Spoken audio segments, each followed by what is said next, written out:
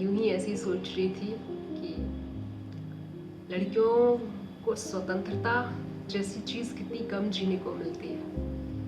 ये जो स्वच्छंद होकर के जीना जो होता है, जो स्वतंत्र होकर के जो जीना होता है, लड़कियों के लिए थोड़ा सा मुश्किल होता है।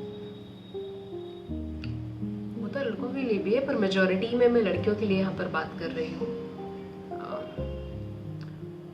ज़्यादातर लड़कियों की जो ज़िंदगी होती है, जन्म से लेकर के जब तक वो बड़ी नहीं हो जाती तब तक उन्हें पिता के द्वारा एक अलग तरीके से रिस्ट्रिक्शंस वगैरह, या फिर मैं ऐसे मोटी मोटी भाषा में कहना चाहती हूँ तो आपको चुनना होता है कि आपको गुलाम बनकर रहना है, आपको पिता बनाकर रखता है।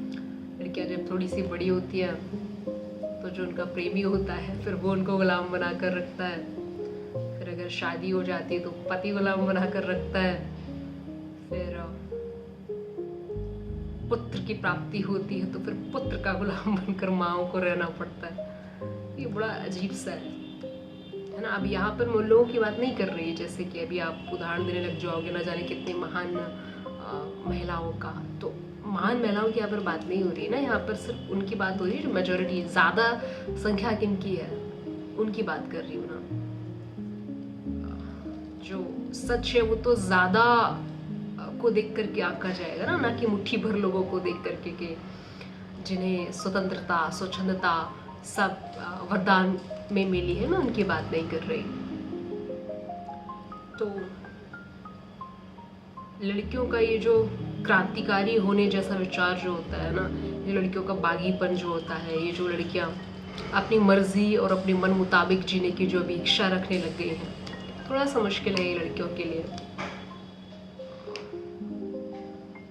वैसे तो देखा जाए तो है तो हम सारे गुलाम एक तरीके से अपने जीवन को जीने के लिए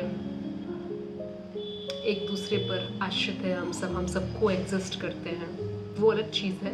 लेकिन मैं यहाँ पर उसकी बात कर रही हूँ ना कि लड़कों को तब भी थोड़ी बहुत फ्रीडम मिल रही है, लड़कियों को तो मतलब ज़ीरो हो गया ना।